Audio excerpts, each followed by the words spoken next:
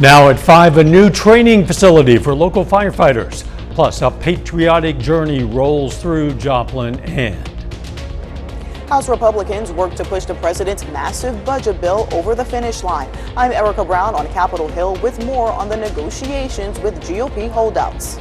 The 4 states' most watched news starts now.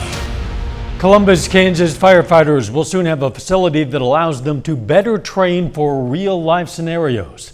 This is KOAM News at 5. I'm Dow Quick. The facility was made possible through community donations and will be located behind the fire station. It'll allow the department to hold various types of burn simulations. The facility is set up to look like a small home or an apartment with windows, doors, even furniture. The goal is to help firefighters train in conditions they would see in the field, something they've not been able to do in the past.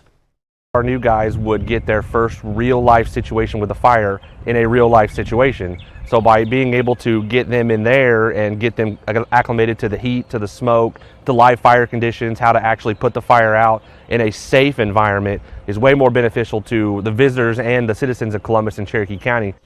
The department says the training facility will be completely finished within the next month. They do plan to hold their first real training in it with their firefighters next week.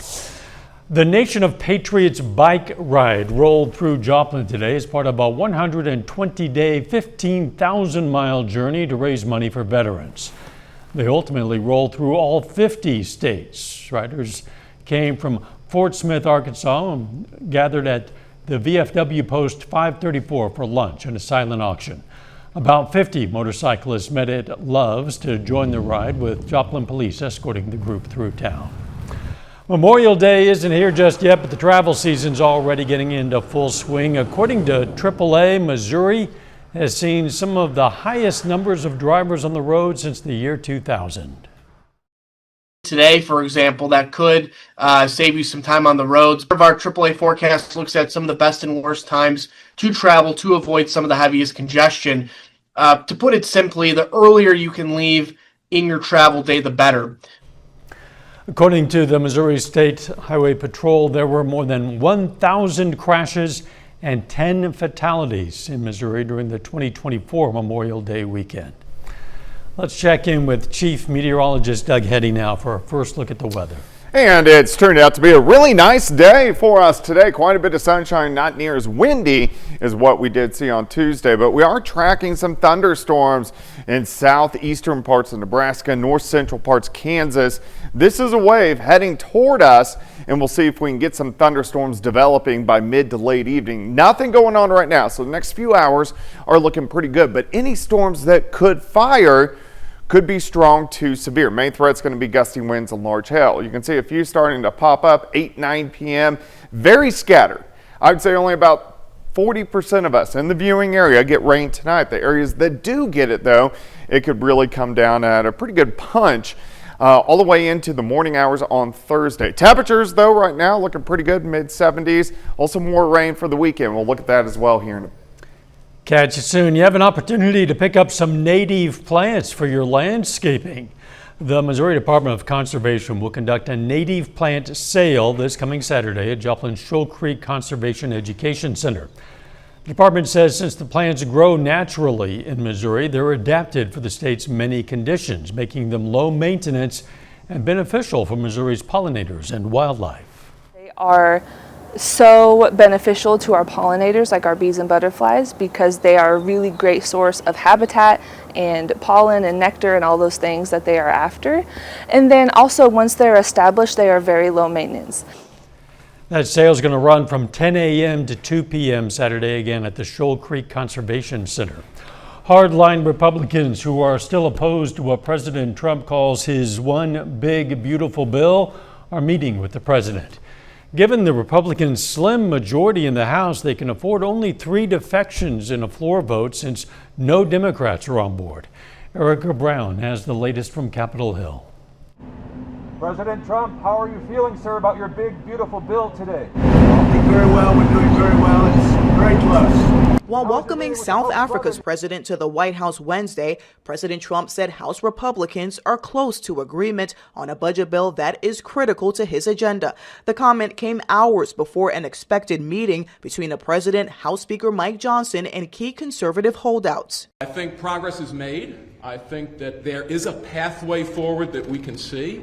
The budget package includes an additional $350 billion for border security, deportations, and defense, and spending cuts to entitlement programs. But members of the House Freedom Caucus say those cuts and efforts to root out waste, fraud, and abuse in Medicaid don't go far enough. You're having 7 times more money going to the able-bodied than the vulnerable. We're trying to fix that. Speaker Mike Johnson has pushed for a full House vote on a bill before the Memorial Day break, but the Republican holdouts say they think more time is needed to secure a deal. The House Rules Committee began debating the legislation in the wee hours, even without a final deal in place. Americans need this legislation to ensure our economic survival and the sustainability of this Republican government. You guys and Trump are perpetuating the exact broken system that people hate. You're rigging things for the rich and powerful. The committee's vote is the last hurdle before the bill can go to the full House for a vote. Erica Brown, CBS News, Capitol Hill. A new analysis of the bill by the Congressional Budget Office finds it would increase the federal deficit by $3.8 trillion. The White House has previously denied it would add to the deficit. Still ahead, a successful pregnancy. Medical advances are helping more women with lupus have successful pregnancies. I'm Bradley Blackburn with how doctors are balancing medicines for moms-to-be. And a new study reveals children receive a small percentage of global health funding despite making up a quarter of the world's population. Topping today's Health Watch, a global study on children's health found the key challenges for young people are poor mental health, rising obesity, and exposure to violence. The study by the Murdoch Children's Research Institute also showed while children make up nearly a quarter of the world's population, they receive only 2% of global health funding, showing more resources are badly needed. May is Lupus Awareness Month, bringing attention to the chronic autoimmune disease that mostly affects women. Lupus can increase the risk for complications while pregnant. But now, more than ever, doctors are able to help women achieve successful, healthy pregnancies. Bradley Blackburn has more. 2-year-old Gabriella proudly wears this shirt. Her mom is a lupus warrior. Kiana Cornejo has been living with the autoimmune disease since she was just 11 years old. When I first got diagnosed, I felt like I was paralyzed at one point. I couldn't do anything. Everything was just hurting. Common symptoms include fever, rashes, joint pain and swelling, and hair loss. Some medications for lupus are not safe for pregnancy, something Kiana worried about when she found out she was expecting, which was not planned. I immediately called the doctor. I was terrified. Their pregnancies are not like the average pregnancy. Between the risk of active disease and sometimes the risk of the medications that they need to take. Rheumatologist Dr. Lisa Samaritano at Hospital for Special Surgery says the prognosis for a woman with lupus to have a successful pregnancy is better than it's ever been. Having quiet disease before one becomes pregnant is perhaps the best thing you can do. They really have to plan, sometimes even years ahead of time, so that they have quiet disease on medicines that are safe to take during pregnancy. The dosage on some of Kiana's medications was lowered, and both mom and baby were monitored closely. Her lupus symptoms remained stable. I felt healthy until after I gave birth to her. Kiana's been dealing with a major flare-up since then. The symptoms I'm having now are worse than before. I'm losing a lot of hair. I'm getting a lot of headaches. I'm very tired. Going through a very tough time to kind of deal with these symptoms now. She's working with her doctors to try to manage her disease and be able to enjoy more time with her family. Bradley Blackburn, CBS News. According to the Lupus Foundation of America, scientists believe lupus is caused by a combination of genes, hormones, and environment. And that is a look at today's health news. A little bit later, our pet vet on call. Hi, I'm Dr. Eva Judek from Parsons Pet Hospital. Coming up, we're going to talk about leftovers and barbecue sauce for your dogs. Plus, we got thunderstorms right back in the forecast. We're going to look at that coming up. Nominate your Ford state. It definitely turned out to be a nice Wednesday for us today. Quite a bit of sunshine. Not as windy as what we saw on Tuesday, and a break from all the storms we had just 2 days ago. But thunderstorm chances back in the forecast. Weak wave. It just doesn't take much to get things moving in the month of May, especially late May. But you can see this weak wave, some scattered showers and thunderstorms, north central Kansas, southeastern parts of Nebraska. As this wave drops in, we'll start to see some scattered showers and thunderstorms popping up. But anything that can pop up mid to late evening will have the potential to be strong to low-grade severe. Main threat being some gusty winds and also some large hail if those storms can get going. Let me take you through time. Hit and miss, kind of scattered thunderstorms trying to pop up. Here's 9 p.m., mainly along and north of I-44, but these hit and miss storms. So here's midnight. Again, most of these will behave, but we will have one or two that will try to be strong to severe. Continuing after midnight into the early morning hours, here's about 4:30, 5 o'clock in the morning. So we'll start Thursday with a few scattered storms, and then Thursday afternoon will look pretty good. Great shot, Indigo Sky Casino and Resort, clear skies out there right now. It looks pretty good. Mid to upper 70s to near 80 once you get in our southwestern counties. Through the evening, 70s, 60s with those scattered thunderstorms trying to pop up across the region. All right, so we got this weak wave pushing through our next storm system right off the coast of the Pacific Northwest, and that's really going to alter our weather as we head into the holiday weekend. So let's continue down the road. Once we get rid of our scattered thunderstorms tonight into tomorrow morning, most of any showers or thunderstorms stay to our south. Thursday afternoon looks pretty good. Temperatures lower 70s, quite a bit of sunshine. Thursday night, pretty calm, kind of chilly. We back down near 50. And then on Friday, look at this. We start to see scattered thunderstorms popping up again, driving in heavy amounts of rain. Some of these will be stronger, most likely below that severe limit, but could be loud Friday afternoon. Let's go through Friday night. Periods of showers, thunderstorms into Saturday morning. And unfortunately, this trend right here is going to continue the entire holiday weekend. All right, so on Thursday, 69 by noon, high temp of 73 degrees. So Thursday, after we get rid of those morning storms, looking pretty good. All right, let's go through your holiday weekend. So Saturday morning, periods of showers and thunderstorms. And then once we get into the afternoon, you can see this wind shift line here. So from here south, there's going to be a little bit of a severe threat. Most of us just showers and thunderstorms. However, on Sunday, that wind shift line shifts into our northern counties, meaning from there south, we're going to have a severe threat. And then again, all this rain lasting all the way through the holiday weekend. How much could we get? We don't want this much, but a lot of areas could pick up 2, 3, 4, 5, 6 inches of rain just through the holiday weekend, which is crazy. A lot of people camping, hitting the lakes. But we're going to have a lot of rain. 73 tomorrow, 74 Friday, 75 Saturday, 78 Sunday. After the holiday weekend, it starts to dry out and looks pretty good. Yeah, after we're all back indoors. Yeah. Great. Thanks, Doug. Coming up, summer travel costs are down slightly from last year, but why your vacation might still feel more expensive. Topping today's Consumer Watch, about half of Americans say they plan a trip this summer to visit family or friends. Now, you might think that trip is going to cost you more than last year because of inflation concerns. The truth is, might not. Chris Van Cleve breaks down the numbers and shares ways you can save on travel. In Music City, the sounds of the summer are already rocking along Lower Broadway, where we met the Smith family from Arkansas.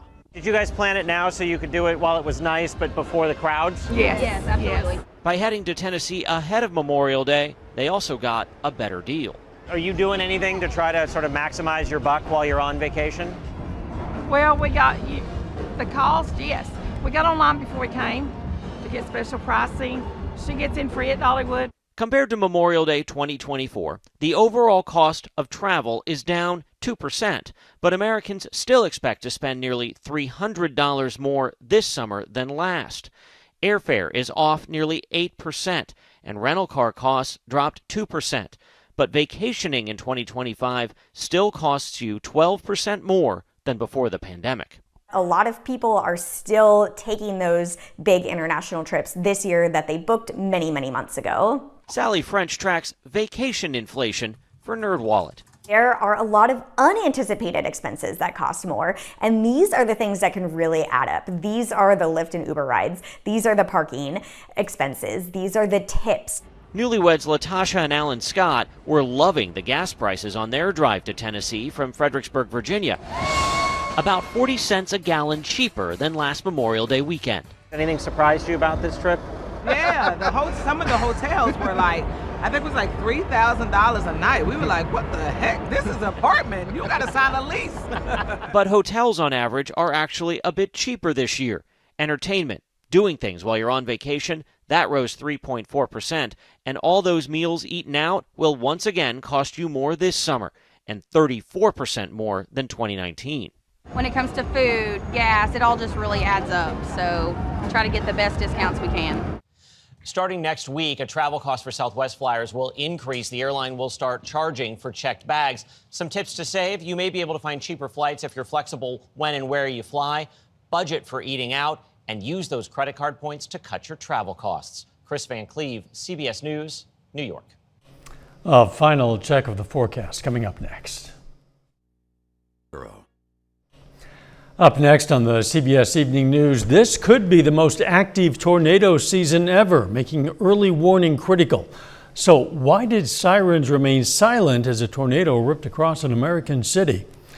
Then on KOAM News at 6, Katie Days returns to Parsons this weekend. We're going to tell you about plans for a lot of fun and games and history, plus honoring local heroes. The community comes together to remember Joplin veterans. And high school baseball and softball playoffs continue to heat up in the 4 states. Stay with us for the CBS Evening News and then KOAM News at 6. A lot of us are planning Memorial Day activities that include cookouts, weather permitting, and that brings us to today's question for our Pet Vet On Call. It says, we sometimes give our dog leftovers. Is barbecue sauce harmful for dogs? All leftovers are fine for your dog as long as they're good leftovers. It's what you feed, like if you're feeding real meats and certain vegetables. Stay away from the processed stuff like sausages. Stay away from too many grainy things like bread and pastas. And stay away from the sauces because they have a lot of ingredients in there that are not great for them. And there's also a lot of sugar, which is not good for them for the obvious reasons. So if you do have a lot of barbecue, scrape it off the meat, maybe even rinse it, and give them just enough as a treat, because some dogs are like us and they live to eat, and that is not a good thing. I suspect the dog won't complain about the barbecue even without the sauce. We invite questions from anyone. If you have a question, just send it to petvet@koamtv.com. Dr. Eva Dudek from the Parsons Pet Hospital answers a different question or sometimes brings us a fun fact. Comes every Wednesday on KOAM News at 5. You can also find answers to previous questions on our website.